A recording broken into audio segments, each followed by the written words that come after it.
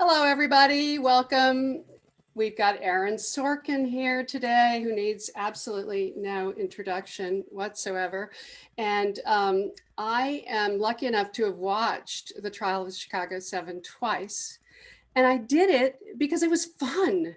It was what I wanted to do. It was what would give me pleasure, but it was also fun to look at the building blocks of what you created in a more analytic way and to see how complicated and condensed and distilled and brilliant the screenplay really is. So I want to know, at the very beginning, when you were first approached by Steven Spielberg, what exactly was he telling you he wanted to do back at the beginning? And when was that? Well, first of all, let me say, Anne, that you're saying that the film is fun is just music to my ears. Before a movie can be anything else, before it can be relevant or provocative or persuasive, it has to be good. It just has to work as a movie. It has to work as something that you watch while eating popcorn. So I'm glad you thought that we achieved that. As for Steven, it was 14 years ago, it was in Wow. 2006. On a Saturday morning, I was asked to come over to his house, it's uncommon. I don't hang out with Steven Spielberg. And he said that he wanted to make a movie about the Chicago Seven. And I said, that sounds great. Count me in. And I left his house and I called my father and asked him who the Chicago Seven were. I was just saying yes to doing a movie with Steven as literally any writer would. I don't remember us talking much about it at all back then. I wouldn't have been able to talk about it. I would have just been faking my way through the conversation. So it was at that point that I began to learn who they were. Okay, so you had an assignment at some point to write a screenplay. I mean, was there some direction in how you were supposed to go, or was it entirely up to you? It was entirely up to me. And so what I did was there are a dozen or so good books written about the Chicago Seven, some of them by the defendants themselves. There's a 21,000 page trial transcript. The trial lasted close to 6 months. But most critically, I was able to spend time with Tom Hayden. Hayden died just a few years ago, but he was very much alive when I started this. And there was stuff that I was able to get from Tom that I never would have been able to get from the books or from the transcripts. And it was that personal relationship, that personal tension with Abby. And I won't, if there's anybody watching who hasn't seen the movie, I won't give a spoiler except to say I also got from Hayden OUR, our. And now when you see the movie, you'll know what that means. Well, you basically figured out three narratives that you were threading through this.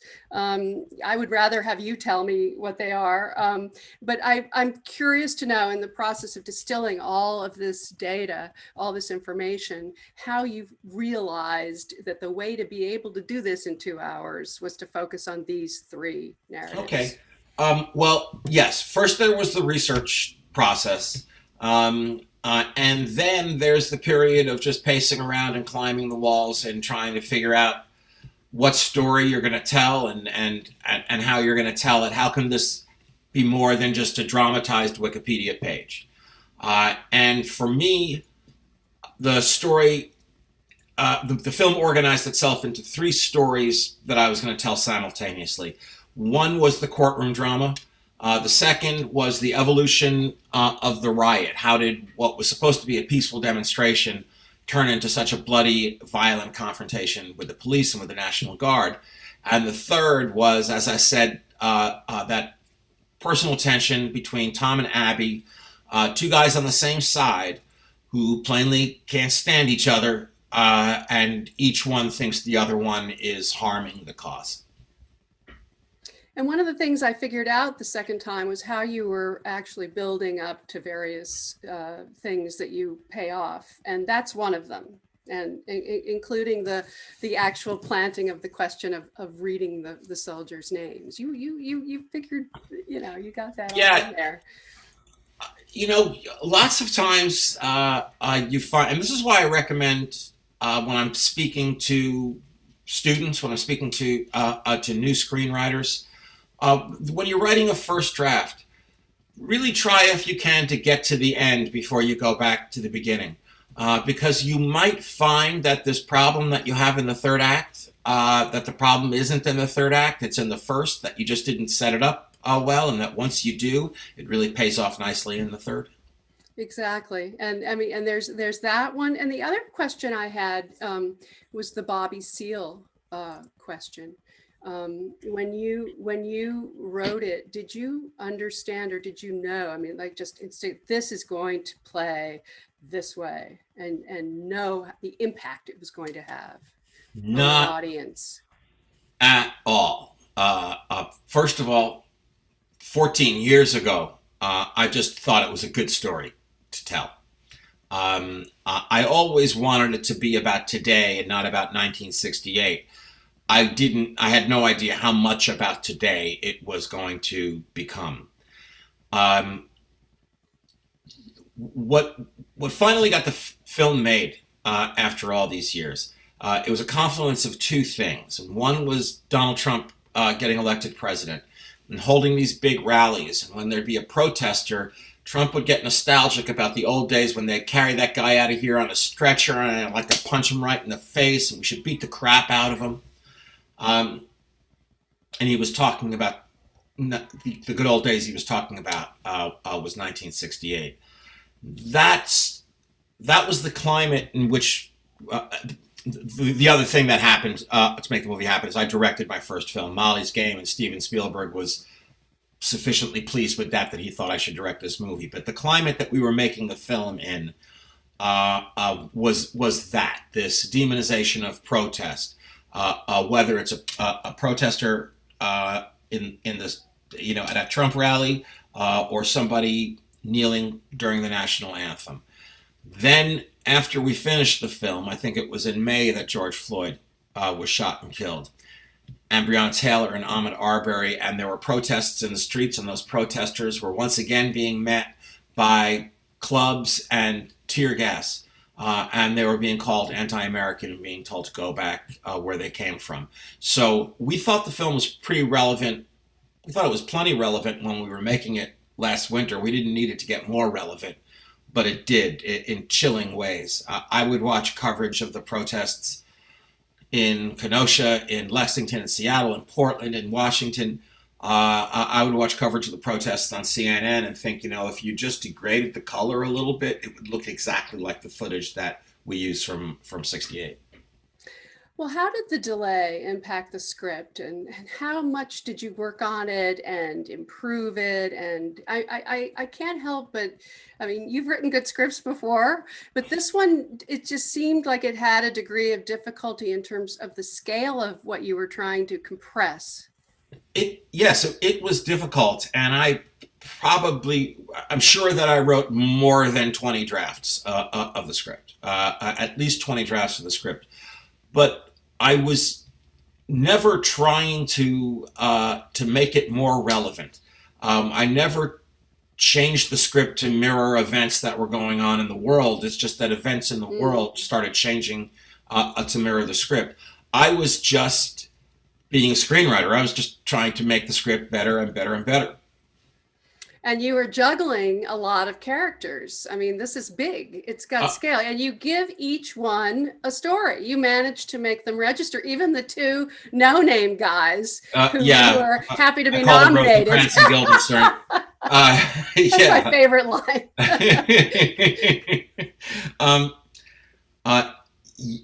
It was a lot of people and a lot of size. I'm used to, I like writing scenes in rooms between two people, sometimes three, if the scene walking is and talking. Yeah, I'd prefer they not be walking. Even I'd prefer they just be standing there.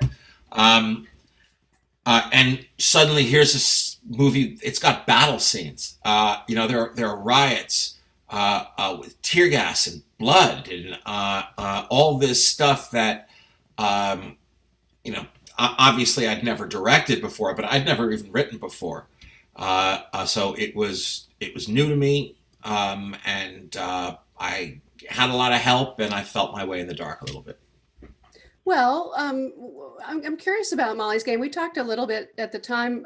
It was a learning curve for you as a director, and I wondered if you came out of it sort of going, "Hey, I'm good at this," or humbled by how challenging it was. Well, I came out of it thinking I like this a lot. Certainly, it's very challenging, and I don't think I ever underestimated how hard directing was. And by the way, I'm not done wanting to work with great directors as a writer. I really enjoy that experience too. Um, but I was able to learn on Molly's Game. I was able to learn a little bit more on Chicago 7. I'm sorry I have to learn in front of everyone, but it's kind of how I learned to write too. I was very lucky when I was in my 20s and had a Broadway play, and then kind of had to learn how to do this while everybody was watching. And they made a movie of it, so you were able to watch how they did that. I was able to watch how they did that, and I was able to write my first screenplay. And because of the great directors that I've worked with, that was Rob Reiner directed A Few Good Men, and I've worked with Mike Nichols and Danny Boyle and David Fincher and Bennett Miller. You'd have to really not be paying attention to not learn something from these filmmakers. And yet you have a particular style. I was interested in one of the interviews we ran on IndieWire with the cinematographer. Forgive me, I'm getting into the directing part, but we'll get back to writing. Yes. Where you wanted your actors to be grouped in such a way that you could actually catch their reaction shots in a theatrical kind of way. Am I describing that correctly? Yeah, you are. A lot of um, a lot of the drama in the courtroom. Yeah, there's Abby on the stand. There's the reading of the names. There's Michael Keaton on the stand, Ramsey Clark. Um, there are the exchanges with Bobby Seale. Pretty much everything else in the courtroom actually lives in coverage. It's you want to see Jeremy Strong's reaction when the woman that he still has a crush on takes the stand and she's an FBI agent. Um, so I staged it knowing that, shot it knowing that, and I'll tell you that the actors needed no reminding at all that on a day when they weren't going to speak, they were still going to be a very important part of the scene. Absolutely. So in the writing process, were you thinking of giving actors at all while you were writing? And once they were cast, did they bring things to it that you couldn't have come up with at all? The answer to the second question is absolutely, and I can talk about that. The answer to the first question, am I thinking of actors while I'm writing? No, I'm playing all the parts myself.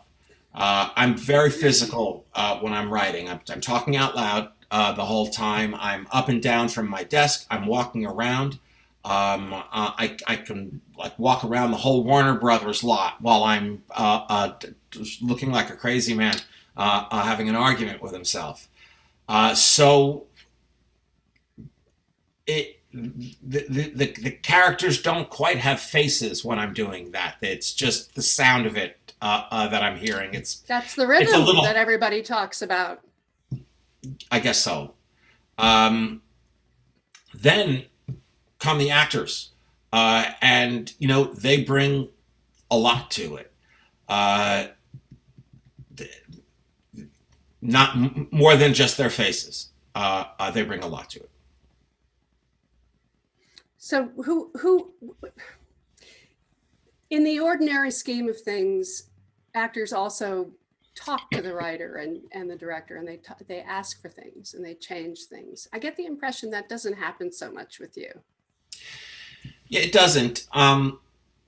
There are writers and directors who are brilliant at kind of carving out a space in what they're doing for really good improvisers to do their thing. Adam McKay is great at it. Judd Apatow is great at it. Paul Greengrass is great at it. And it's just not what I'm writing. It would sound weird, I promise you. It would sound weird if people started ad-libbing in the middle of it. No, I don't mean that. I mean more like, I think my character needs this, or in the writing phase kind of thing. Oh, The rhythm of your writing is sacred. The actors are not allowed to change a word. Well, no, they're certainly allowed to talk to me about it, and they do. And we, there's stuff that we absolutely collaborate on. There's not a lot of, I don't think my character would say this. If then you're playing the wrong character, because it's written right there in the script. They definitely would say it. I got it. All right. So, but what happens in the course of rewriting on a movie? Like what are your rules of engagement in Hollywood when you're brought in, like on something like Moneyball?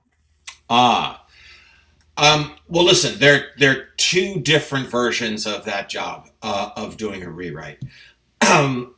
There is the uncredited dialogue polish, when I haven't done it in a while, but I used to do it with some frequency on Jerry Bruckheimer movies, where they've already got the one sheet. Okay, Michael Bay started shooting already. They just, can I come in for 2 weeks and write some clever dialogue for Nicolas Cage and Sean Connery? Just some zappy jokes, that kind of thing.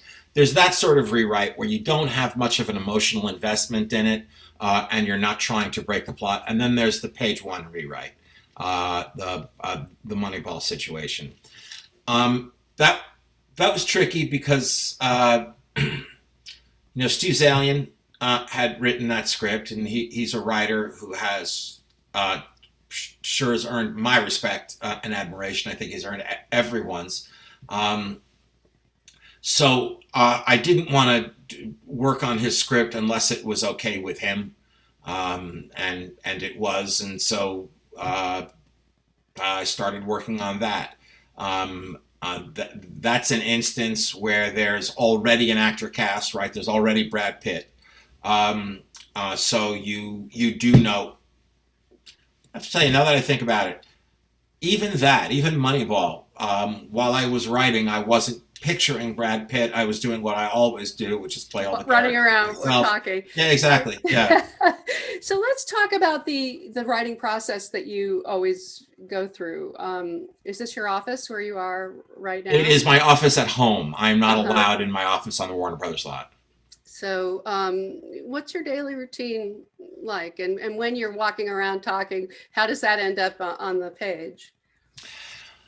Okay. I wish I had a daily routine. I really admire writers who sit down at their desk at 9 o'clock and they write until 6 o'clock and then they have a dinner with the family, and it doesn't work like that with me.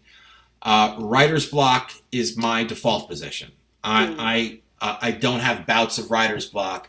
I have occasional bouts of, I have an idea that'll work. I can write a scene now, and having written this scene, I'm a little closer to being able to write the second scene, and so on. So there's the climbing the walls period.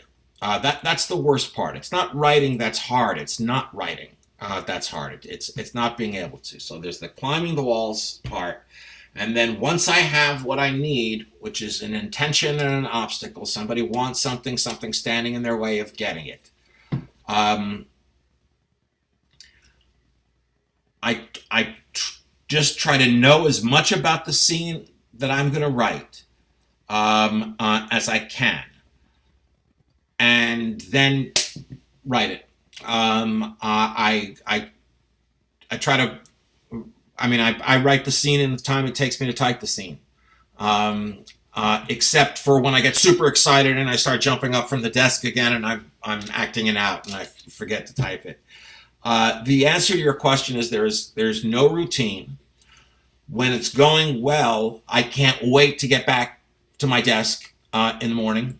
And I'm even getting up all night and writing down little notes. When it's not going well, it feels like it's never going to go well again. That I've written everything I know how to write.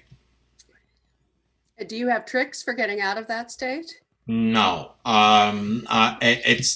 No. What I'll do, because the problem is you can't force yourself to think. You can force yourself to do physical labor. Okay, you can force yourself to paint a fence when you're tired and weary and your back is broken. You can still force yourself to paint a fence. You cannot force yourself to have an idea. My only trick is I drive around and I listen to music. Usually it's the music I listened to when I was in high school. And sometimes I will come upon a piece of music that will make me want to write a scene that music can serve as score for. And it's something, anything. The difference between being on page 2 and page nothing is life and death. So I'm jumping back to the narrative of Chicago 7. Okay.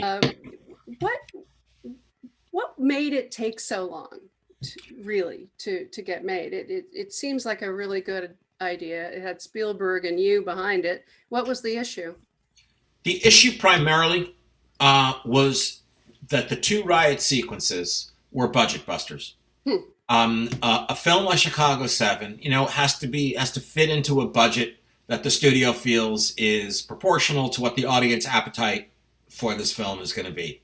In other words, we weren't going to have a lot of money to make this movie.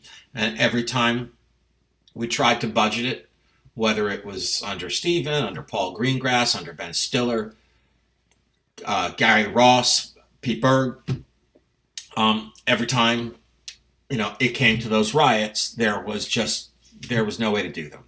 So as I said, the world changed in such a way where Steven said, the time to make this movie is now. You're going to direct it, and the riots are your problem. Okay? Here's how much money you have to do it, and figure it out. And, I have to tell you, sometimes when you have to make a creative choice out of a budgetary necessity, every once in a while, it forces you to get creative, and every once in a while you come up with the thing you would have done if you'd had an unlimited budget. It's the shark in Jaws.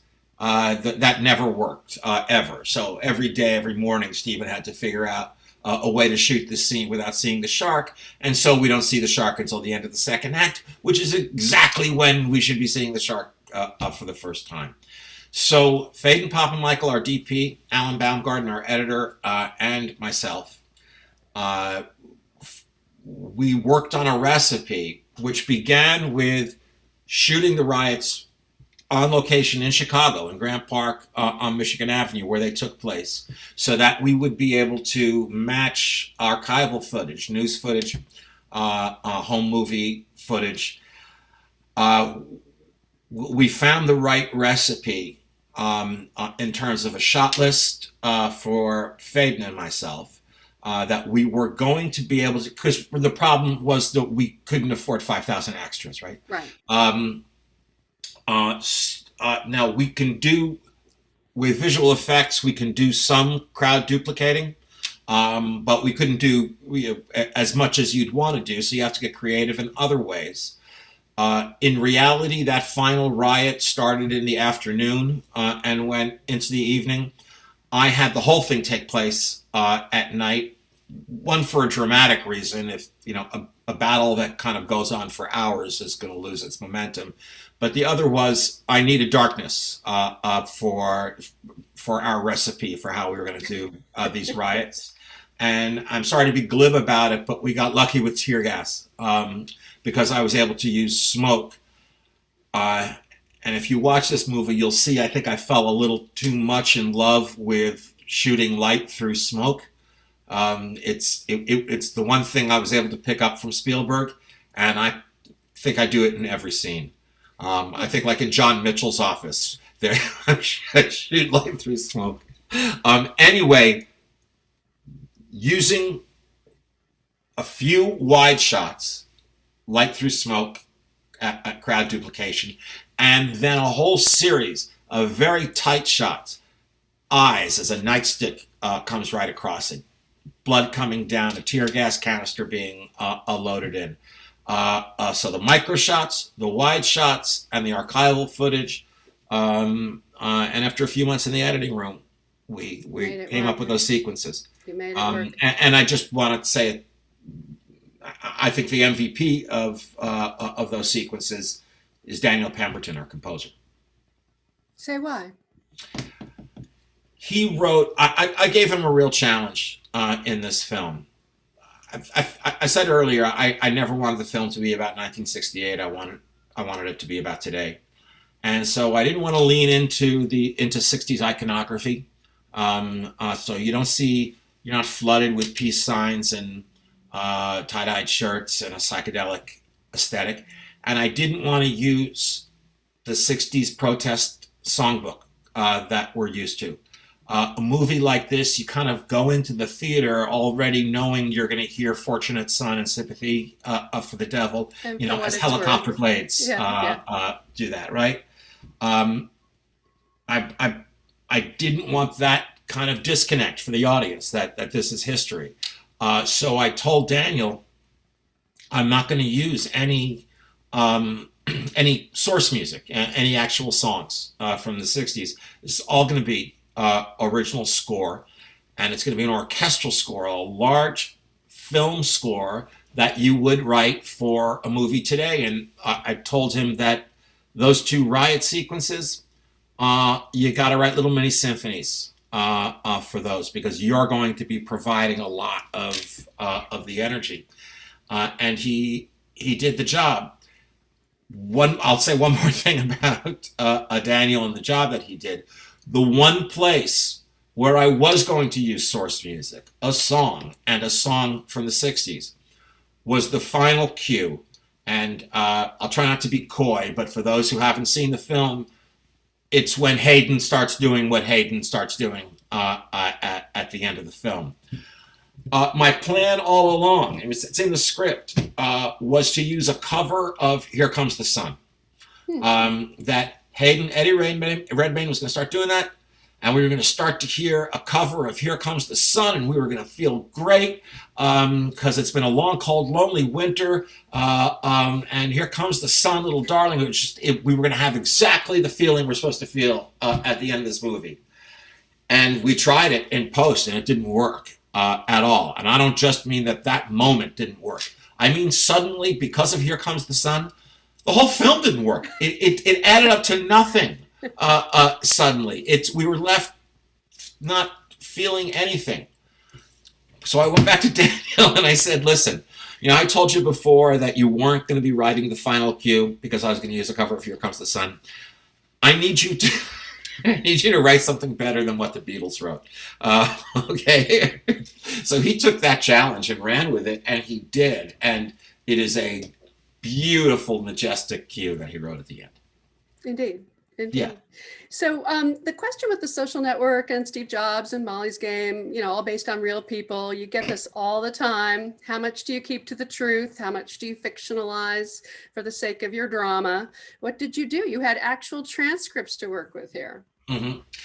Can I just mention, Anne, before I answer that question, I just want to mention to anyone watching that right before we started, and you kind of gave me a hard time because we've done this before, you and I tend to give longer answers than... You've been very succinct, and I'm thinking, oh shit, I'm going to run out of questions now. I've sensed your disappointment that my answers have been shorter than usual, and that's why on the last one, that's why it was extra long, because I felt like I was letting it down. Okay, so in nonfiction, how much do you stick to the truth is your question. Yeah. And I think it depends on what story you're telling, and I think it depends on what writer you're talking to. For instance, William Goldman, when he writes in Adventures in the Screen Trade, about writing All the President's Men. He says, if I'm going to tell the true story of the fall of a president of the United States, the very last thing I'm going to do is make something up.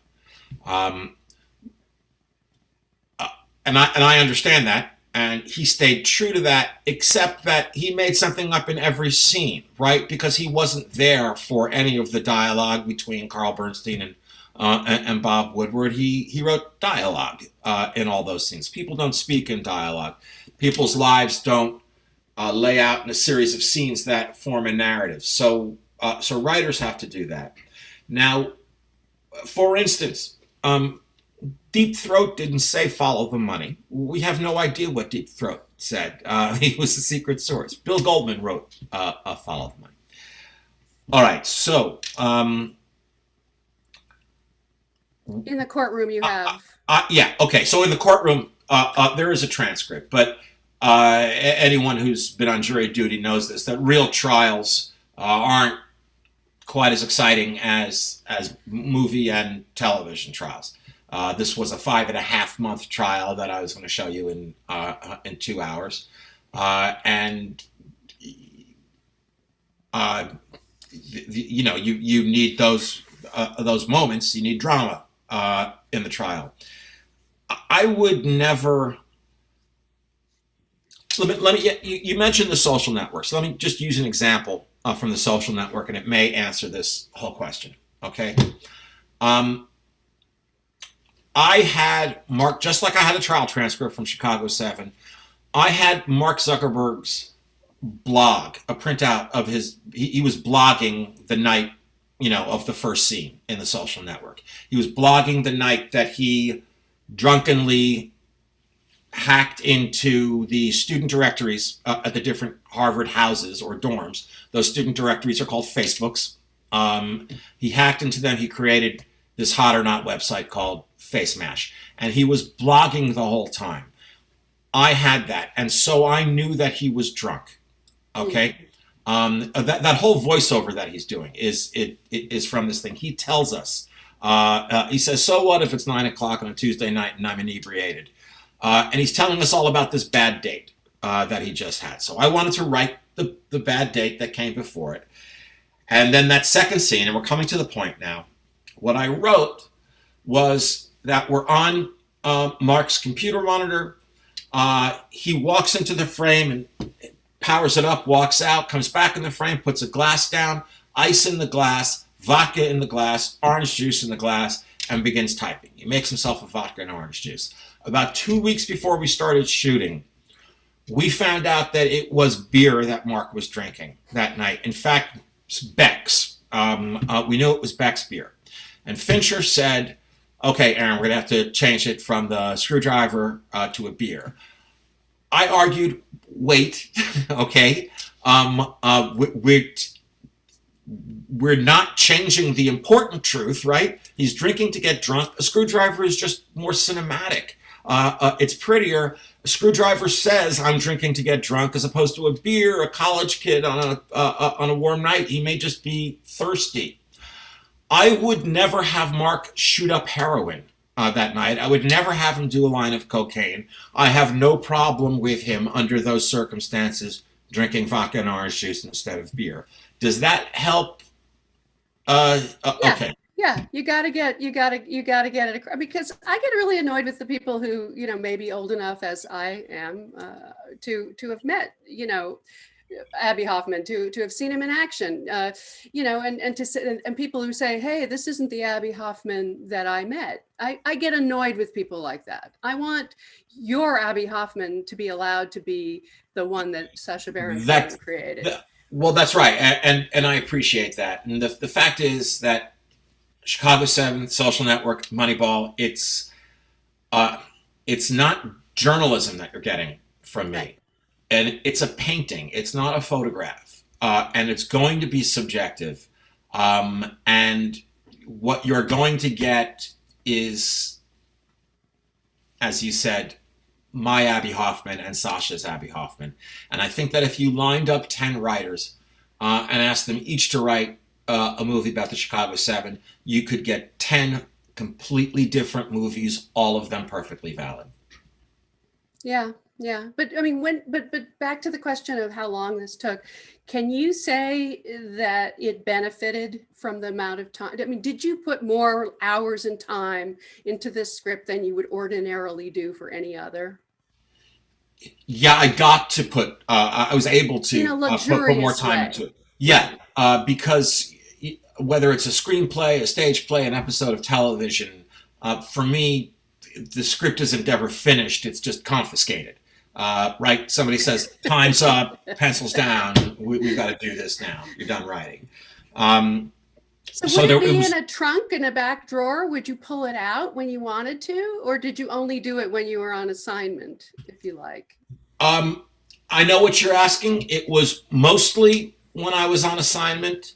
Then there was a period of 18 months where I asked DreamWorks for permission to try writing it as a play. And during that 18 months, I could not think of a single way to do it. Um, and then anytime there was sort of a whisper from someone about, hey, why haven't we done Chicago 7? I would take it out, and because it would have been a 2 years since the last time I worked on it, and start working it over again. Obviously, I did that a lot in the last couple of years. And like Molly's Game, I didn't know that I was going to be directing it while I was writing it. Right. Right. Yeah. I don't know how to, yeah, it shows. That's all I can say. Okay.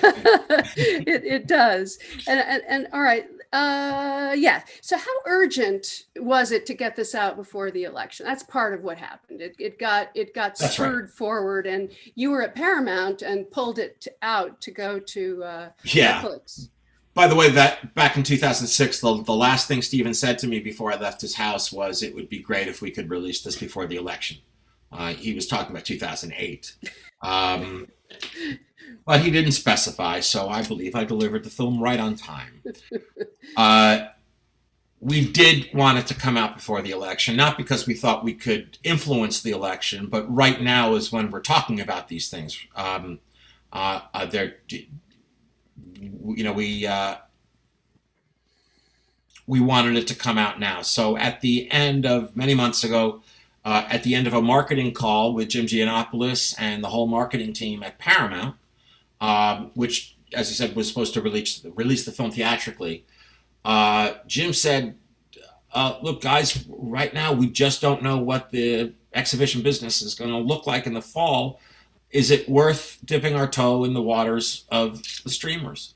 And we all said, yes, it was worth it. And Netflix came along like a lifeboat with luxury cabins and a buffet on it.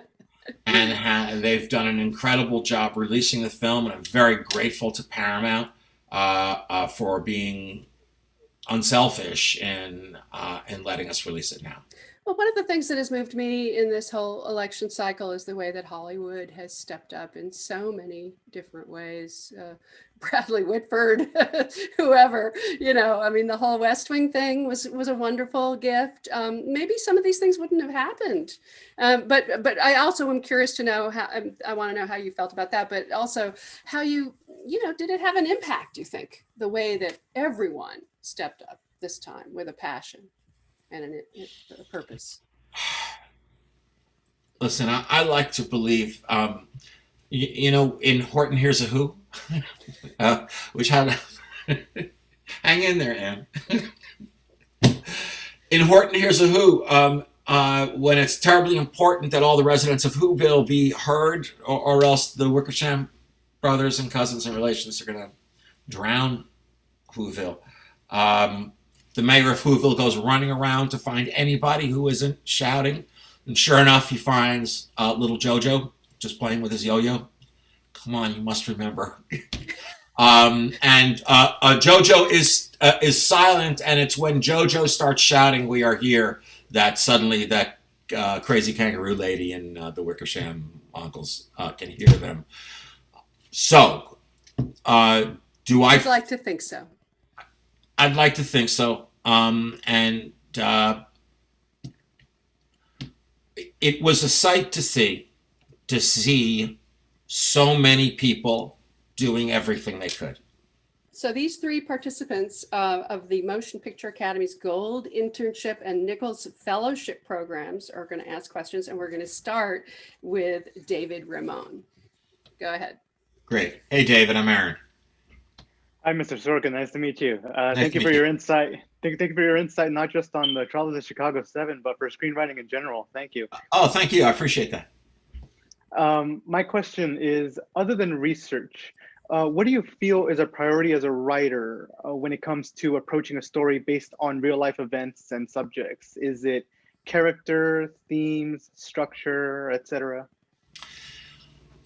For me, I cling so tightly, and this is whether it's fiction or nonfiction, I cling so tightly to intention and obstacle. Anne and I were talking about this a little bit before.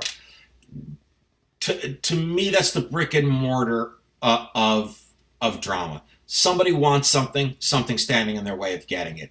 Okay, they want to get the girl, they want the money, they want to get to Philadelphia. They don't want to go to jail for 10 years. They want to end the Vietnam War. And we as writers are going to stick an obstacle or a series of them in front of our protagonist. And how our protagonist, our hero or heroine, overcomes those obstacles, the tactics that they use, that's the character and that's the story.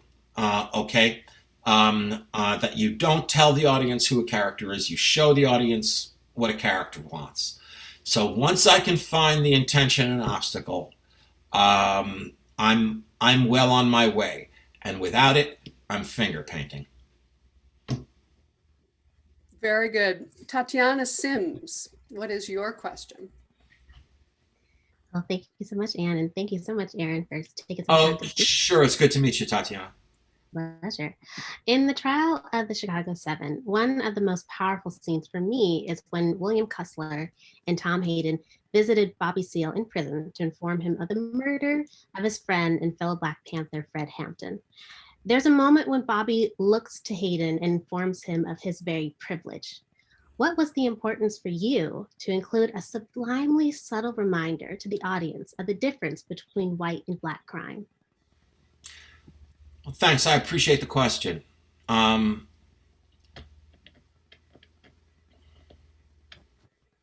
You know what, Tatiana? It wasn't like there was a moment when it just came very naturally in the course of it. Fred was killed, and I so wish I had a better answer for you. But like I said, that scene came very naturally. Now, shooting that scene, there was one shooting day where in the first half of the day, we shot that scene.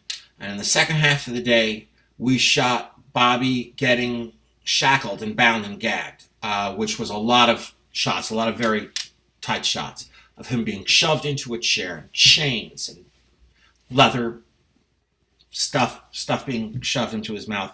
And just through a grim coincidence of scheduling, that day when we shot those two scenes happened to be the 50th anniversary of Fred Hampton getting shot and killed. And our set was a very joyful set, a lot of high-fiving, and people were into what we were doing. That day was a much more sober, somber day. And particularly in the second half of the day when we were shooting Yahya Abdul-Mateen getting bound and gagged, I was sort of on the fence about, do I keep going to him between takes just to say, you okay, you're hanging in there? Or do I stay away? Is this place that he's in with all these big white guys with power over him, shoving him back down? Does he not want to be asked, are you okay? Does he want to stay in that place? So it was an interesting day of filmmaking. But I haven't answered your question. Again, I think, and I want to, because it's a great question and nobody's asked me that. Part part of that thing of playing all the parts yourself is every once in a while, I know it would be crazy to say that I can relate to Bobby Seale, but if you're a writer, you need to find ways to do that. What about Bobby and I? Can I find moments in my life when I had no control, when I was not free in any way? And if you can do that, I wish I could be more articulate for you. If you could do that, then you get to a place where you just want to write that scene, where it just feels like that's next. That's good. I'm going to come back to you. Okay, I'm going to think of this, and I'm going to write you a letter. There's a better answer, Tatiana. It's a good question. All right, Barbara. I'm sorry. Just let me add one more thing. Look out for. There's going to be a movie called Judas and the Black Messiah about Fred Hampton and the infiltration of the Panthers in Chicago. And we just in our movie we just brush up against it. What happened? But either coming out at Anne would know better than I would. I don't know whether it's coming out at the end of this year or beginning of next. January. Or January. Even. Yeah. Daniel Kaluuya. Warner Brothers. I have a hunch it's going to be great. Barbara Stepansky, Nicholl Fellow. What is your question? Hi. Hi. Thanks for having me. Amazing session. My question actually piggybacks a little bit on your answer for David's question, because in Masterclass, you do speak about not writing bios for fictitious characters anymore, which I personally felt really vindicated about. But could you elaborate what writers should focus on when approaching a fictitious character work? Like where do you add the depths? Because we get, bombarded with questions, character questions in film school. Right. And one of these days, I'm going to just bust into one of those film school classes and we're going to have a debate. Because forget about whether it's fiction or nonfiction. The rules are the same. If you take out a legal pad and start writing down characteristics of your character, this character is tall and likes Cheerios, likes this kind of music, likes this kind of... I'm not sure. I don't think that's going to get you anywhere. Start the sentence with "this character wants." Okay? That's all. Finish that sentence. And then the next sentence is going to be, why can't he or she have it? What's stopping them? This character wants. There's an essay. David Mamet has written a bunch of essays.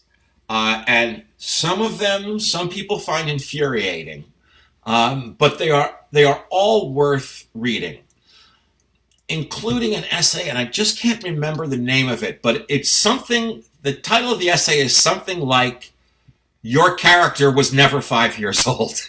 Okay? And what Mamet means by that is that when an actor or an actress, says, I wrote out a bio for my character, and when she was 5 years old, she was given a tricycle for her birthday, and it had strings coming off of it. Mamet grabs them by the ears and says, "Your character was never 5 years old. Your character is born when the curtain went up and does not become 5 years old unless they tell the story of on stage or on screen of when I was 5 years old, I got this tricycle." That's when they become 5 years old. You cannot mix the qualities, the properties of people and the properties of characters have almost nothing to do with each other. I know that's a mind-blowing statement, okay? But it's true. And it doesn't set you any further apart from, if you're a writer and you want to write truth, you're not further away from that. You're not any further away than than a painter is. Who's, do you know that Picasso used models? Picasso painted from models, none of whom I'm sure had 3 noses and 5 eyes. That's just that was Picasso's interpretation of what he was looking at. Anyway, intention and obstacle. Okay, intention and obstacle. Don't start writing down characteristics, because you know what you're going to do? You're going to be writing, and you're going to have this pad next to you with a list of characteristics, and you're going to start thinking, well, I haven't put in yet that she likes scrambled eggs. There's got to be a line about that so I can cross it off the pad. No. If I was your film school teacher, okay, in whatever my class was called, the very first assignment would be write an opening scene, and by page 3, somebody needs to say, I want or I need, okay? That would be for an entire semester. That's what we'd work on. I want or I need. Did I yell at you just then?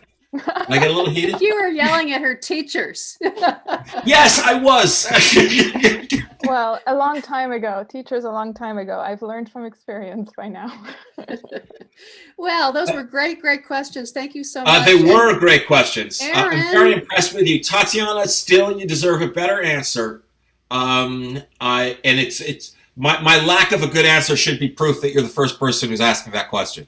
He's going to work on it. I can tell. I know, I really am. Thank you, Aaron. Thank you so much Thank you, for Anne. giving us this time. It was such a pleasure for me, and I'm sure for No, everyone it who's absolutely was a listening. pleasure for me. Thank you. Thank everybody who's watching or listening. Thank you guys especially. Those really were great questions, David, Barbara, Tatiana. All right. Take Bye care. all.